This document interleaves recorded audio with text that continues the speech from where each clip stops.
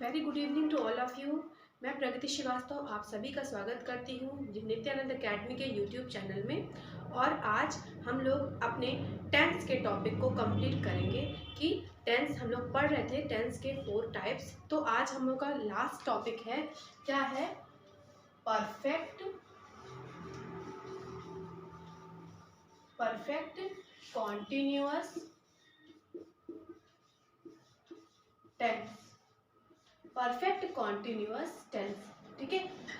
Perfect continuous tense भी सभी tense की तरह ये भी 4 टाइप्स का होता है, ये भी 3 टाइप्स का होता है। Present perfect continuous tense,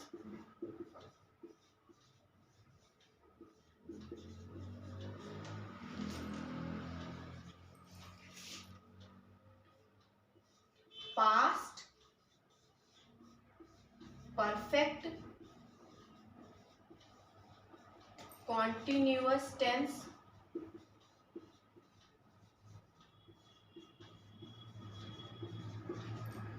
and future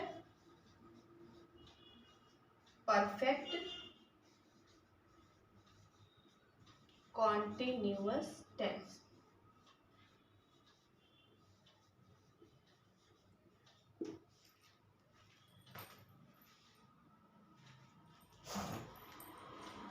ठीक है, तो अब ये जानना है कि हम किन वाक्यों में हम कैसे पहचानेंगे कि वो प्रेजेंट परफेक्ट कंटिन्यूअस का टेंस है या पास्ट परफेक्ट कंटिन्यूअस का टेंस है या फ्यूचर परफेक्ट कंटिन्यूअस का टेंस है।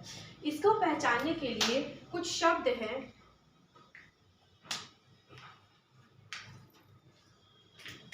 जैसे कि रहा है, रही है, रही है। रहा था, रही थी, रहे थे। रहे होंगे,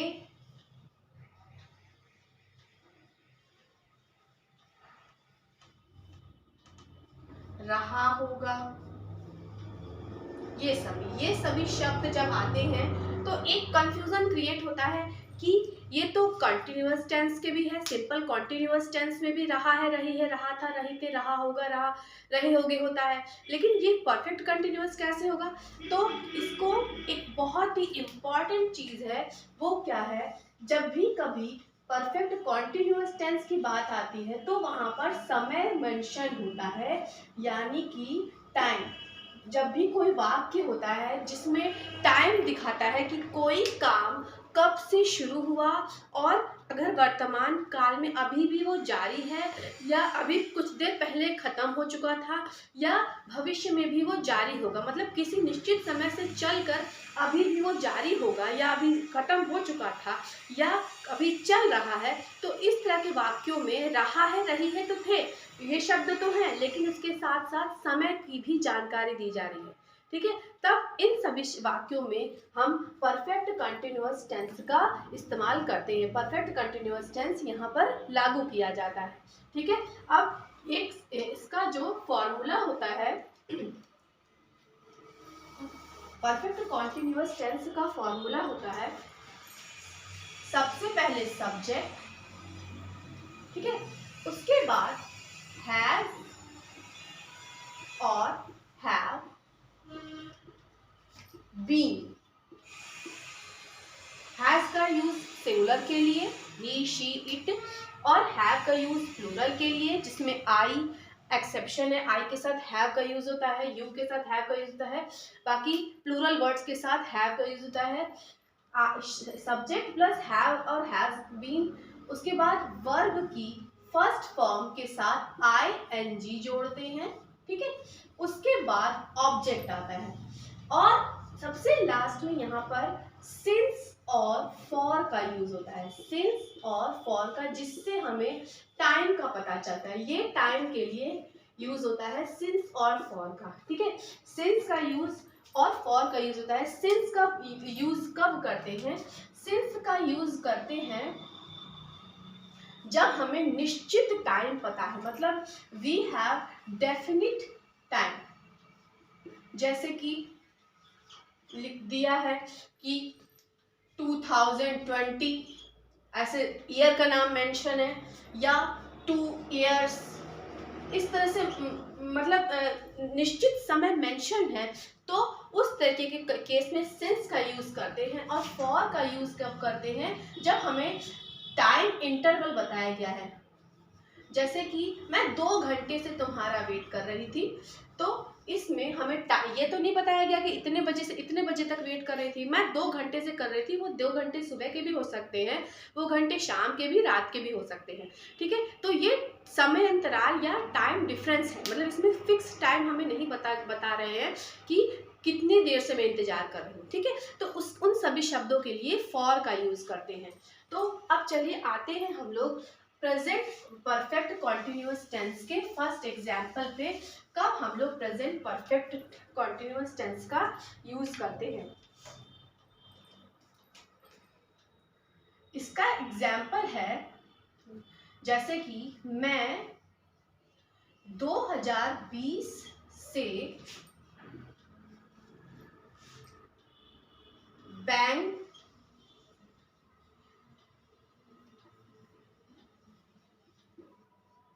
बैंक की प्रिपरेशन, बैंक एग्जाम्स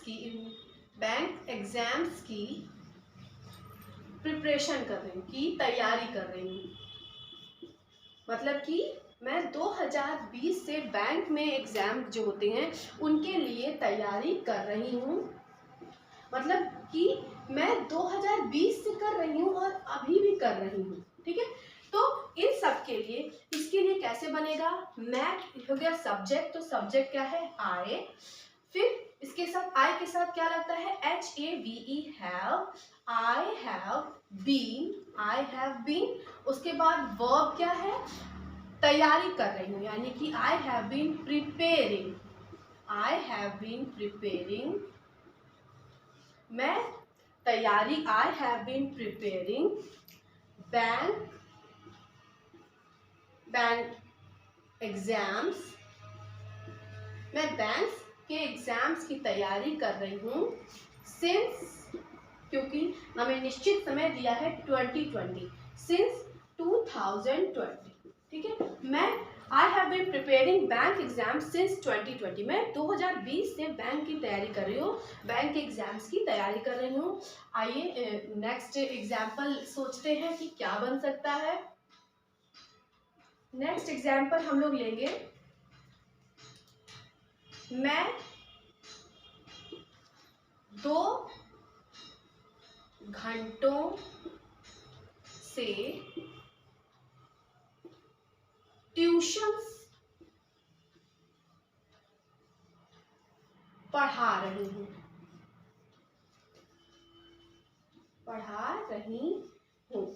मतलब मैं 2 घंटे से ट्यूशन पढ़ा रही हूँ, मतलब अभी भी मैं ट्यूशन पढ़ा रही हूँ।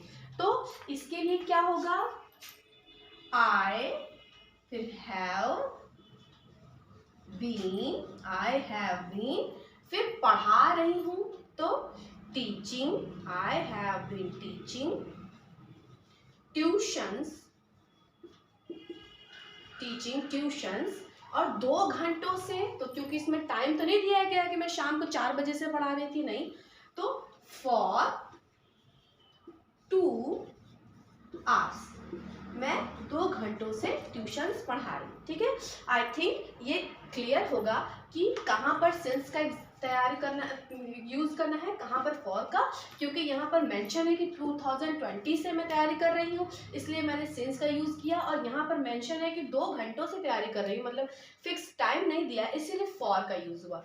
ठीक है, अब इसी का अगर इंट्रोगेटिव बनाना है, मतलब क्वेश्चन पूछना है कि क्या मैं बैंक की तैयारी कर रही हूँ, क्या मैं 2020 से बैंक की तैयारी कर रही हूँ जैसे, तो इसका जवाब क्या होगा? ये हेल्पिंग वर्ब हैव है, आगे आ जाएगा, have I been preparing bank exam since 2020। ठीक है, और अगर इसमें नेगेटिव वाक्य बनाना हो कि मैं 2020 से बैंक एग्जाम की तैयारी नहीं कर रही हूँ, मैं 2021 से कर रही हूँ या 2022 से कर रही हूँ, तो मुझे बोलना है, तो मैं क्या बोलूँगी, I have not been preparing bank. ये हैव और बीन के बीच में लगेगा not. I have not been preparing bank exam since 2020। ठीक है, समझ में आया?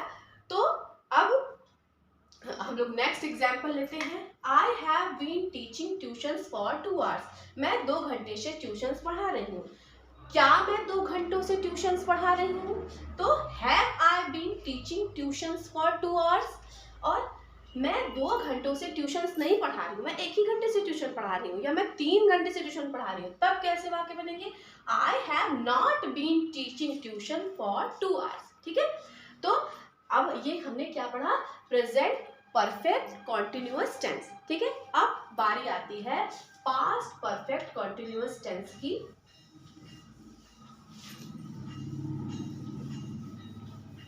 Past perfect continuous tense. Past perfect continuous tense का फॉर्मूला तो सेम रहता है, बस यहाँ पर जैसे कि हम लोगों ने परफेक्ट टेंस में पढ़ा था कि जब पास्ट की बात आती थी तो हैड का यूज होता था, वैसे यहाँ पर भी हैड, यहाँ पर हैड का यूज होगा, हैड बीन, और वर्ब की first form ING, object plus since और फॉर। ठीक है, सेम यही होगा, सब्जेक्ट फिर हैड बीन का प्रयोग होगा, फिर वर्ब की फर्स्ट फॉर्म आईएनजी, ऑब्जेक्ट, फिर सिंस निश्चित समय के लिए, और फॉर समय अंतराल के लिए, मतलब जहाँ फिक्स टाइम नहीं पता चलता है उसके लिए। ठीक है, अब जैसे कि इसके लिए हम लोग वाक्य का प्रयोग करूंगी। पहला एग्जाम्पल बनाते हैं।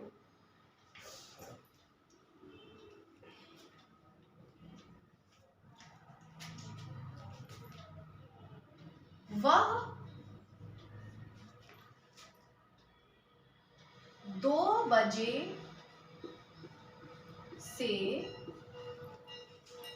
बस का इंतजार कर रहा था। वह 2 बजे से बस का इंतजार कर रहा था, मगर बस नहीं आई तो फिर वो चला गया। ये इस तरीके के वाक्य जैसे मुझे बताना है कि मैं किसी को बता रही हूँ कि वो मेरा दोस्त है, वो 2 घंटे से बस का इंतजार कर रहा था, मगर बस अपने टाइम पे आई ही नहीं तो वो चला गया। ठीक है, तो इस तरीके की जब मतलब जो चीज़ हो रही थी मगर हो गई, बीत गया वो चीज़, तो उसके लिए क्या करेंगे? सब्जेक्ट क्या यहाँ पर है? ही के साथ क्या लगेगा? Had been. फिर यहाँ पर वर्ब क्या है? इंतजार, तो वेटिंग। बस का फॉर बस, he has been waiting for bus since 2 o'clock। वो 2 बजे से बस का इंतजार कर रहा था। ठीक है, अब क्या वो 2 बजे से बस का इंतजार कर रहा था? अगर इस तरह से प्रश्न आया तो had he been waiting for bus since 2 o'clock। और अगर वह 2 बजे से बस का इंतजार नहीं कर रहा था, वो 1 बजे से आया था, अगर ऐसा वाक्य हो गया, ठीक है, या वो 2 बजे से इंतजार नहीं कर रहा था, अरे वो तो 12 बजे दोपहर से आया हुआ था। ठीक है, तो अगर ऐसे वाक्य हैं तो या मतलब वो 2 बजे से नहीं था, तो जहाँ पर नहीं आएगा तो he had not been waiting for bus since 2 o'clock। वो 2 बजे से इंतजार नहीं कर रहा। ठीक है, अब दूसरा वाक्य बनाएंगे हम लोग।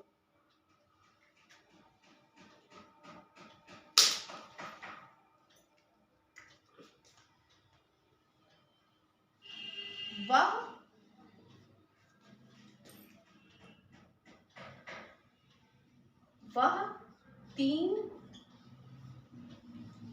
घंटों से मूवी देख रही थी। वह 3 घंटों से मूवी देख रही थी, मतलब कि 3 घंटे की मूवी चली तो 3 घंटे की पिक्चर देखकर वो सो गई, या 3 घंटे की पिक्चर देखकर वो अपने घर चले गए मूवी हॉल में। ठीक है, तो मैं किसी को बता रही हूँ कि मेरी फ्रेंड या कोई समवन है, वो 3 घंटे मूवी देखकर 3 घंटों से मूवी देख रही थी, अब जाके वो क्लास करने गई या कुछ भी एनीथिंग। तो वह के लिए अगर वो थी है तो शी, फिर हैड बीन वॉचिंग मूवी, और 3 घंटों से मतलब समयांतराल दिया, टाइम डिफरेंस दिया है, वॉचिंग मूवी फॉर 3 आवर्स, वह 3 घंटों से मूवी देख रही थी। ठीक है, अब अगर हमें कहना है कि क्या वह 3 घंटे से मूवी देख रही थी, हाँ मैंने पूछा कि क्या तुम 3 घंटे से मूवी देख रही थी, कि क्या वह 3 घंटे से मूवी देख रही थी, तो had she been watching movie for 3 hours. ठीक है, उसके बाद क्वेश्चन मार्क लग जाएगा, और वह 3 घंटे से मूवी नहीं देख रही थी, वो 2 घंटे में मूवी खत्म हो गई तो वो चली गई। ठीक है, इस तरीके से जैसे कहानी बनाते हैं हम लोग, जैसे एक्सक्यूजेस देते हैं कि नहीं नहीं मम्मी 3 घंटे नहीं 2 ही घंटे की मूवी थी, उसके बाद मैंने पढ़ाई कर ली थी। ठीक है, तो ऐसी बात हुई कि वह 3 घंटे से मूवी नहीं देख रही थी, तो she had not been watching movie for 3 hours, वो 3 घंटे से मूवी नहीं देख रही थी। तो हैड और बीन के बीच में नॉट लगता है। जब इस तरीके के वर्ड्स आते हैं, हैड बीन, हैज बीन, या 2 इस तरीके के वर्ड्स आते हैं, तो उनके बीच में ही नॉट लगता है। इस चीज का हम लोग याद रखेंगे। अब ये हम लोगों ने पढ़ लिया पास्ट परफेक्ट कंटिन्यूअस टेंस। अब बारी आ रही है फ्यूचर परफेक्ट कंटिन्यूअस टेंस की।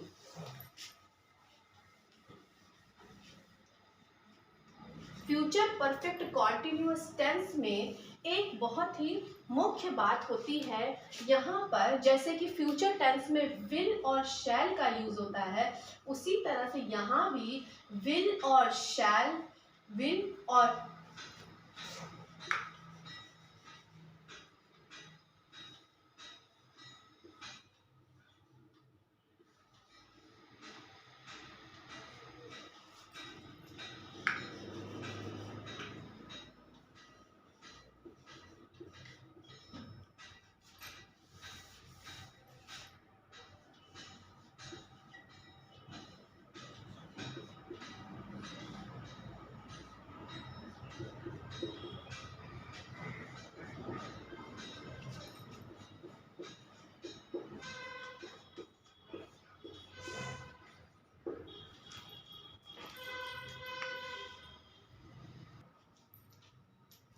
हाँ, तो फ्यूचर परफेक्ट कॉन्टिन्यूअस टेंस है, तो यहाँ पर उस तरीके के वाक्य आएंगे कि जो भविष्य में काम हो, मतलब अभी से शुरू होकर भविष्य में वो काम पूरा होगा। जैसे कि मैं कल हम लोग 3 घंटे, कल हम लोग मूवी देखने जाएंगे, कल हम लोग 4 से 6 का शो मूवी देखने जाएंगे, या फिर जिसमें भी टाइम का मेंशन है, या 2023 में 26 जनवरी का झंडा प्रेसिडेंट फहराएंगे। इस तरीके से मतलब हमें कोई चीज़ बतानी है, कोई वाक्य कि ये काम भविष्य में होएगा। ठीक है, तो इस तरीके जब मतलब काम अभी से शुरू होकर फ्यूचर तक ये बात जाएगी, मतलब अभी वो जारी रहेगा। ठीक है, होएगा, गागेगी, लेकिन टाइम जब पता रहेगा, तो वैसे केस में हम लोग क्या यूज करते हैं, फ्यूचर परफेक्ट टेंस की। इसका एग्जाम्पल लेते हैं हम लोग। एग्जाम्पल फर्स्ट, वह 2023 में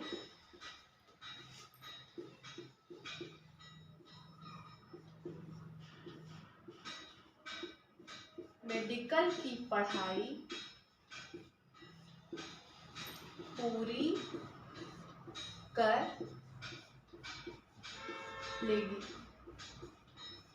ठीक है, जैसे कि तो ये कैसे बनेगा वाक्य, शी, भविष्य की बात है, she will have been completing medical studies since 2023।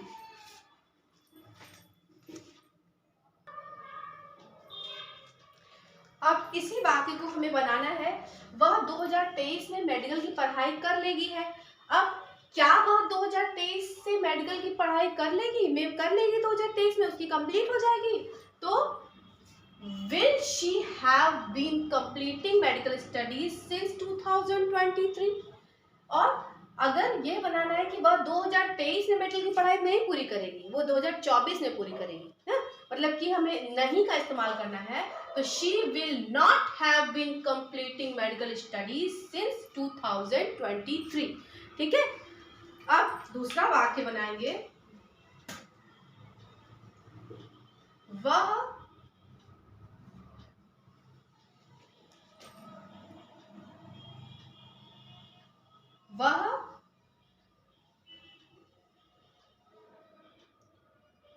2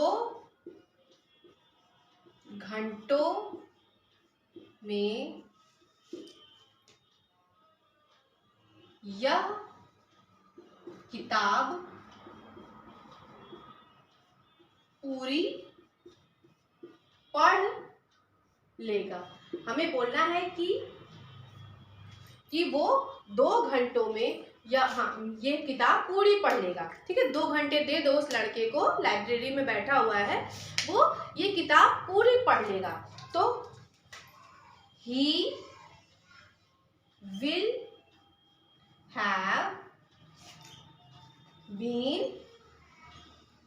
studying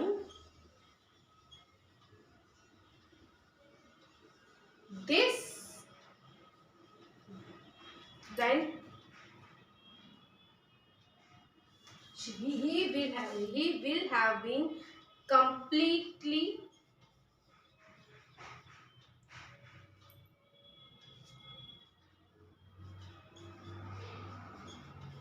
studying this book for 2 hours। मतलब कि he will have been complete studying this book for 2 hours। वह 2 घंटे में यह बुक पूरी पढ़ लेगा। अब क्या वह 2 घंटों में यह किताब पूरी पढ़ लेगा? Will he have been complete studying this book for 2 hours? और वह 2 घंटे में यह किताब पूरी नहीं पढ़ पाएगा, उसे 3 घंटे या फिर 4 घंटे लगेंगे। हमें नहीं का इस्तेमाल करना है, तो he will not have been complete studying this book for 2 hours। ठीक है, तो आज हमने क्या पढ़ा कि कैसे प्रेजेंट परफेक्ट कॉन्टिन्यूअस टेंस में हैव बीन और हैज बीन और हैव बीन का यूज करते हैं, और सिंस और फॉर का टाइम के लिए यूज करते हैं। उसी तरह से पास्ट परफेक्ट कॉन्टिन्यूअस टेंस में हैड बीन का यूज करते हैं, और सिंस और फॉर तो आएगा ही आएगा। और उसके बाद फ्यूचर परफेक्ट कंटिन्यूअस टेंस में विल हैव बीन और शैल हैव बीन का यूज करते हैं। आशा करती हूँ कि आप सभी को टेंस पूरी तरह से समझ में आ गए होंगे। अब मैं इसकी एक्सरसाइज लेकर जल्द ही मिलूंगी आपसे अपने नेक्स्ट वीडियो में। Keep watching our channel Nityanand academy. लक्ष्य आपका साथ हमारा। Thank you so much. Thank you.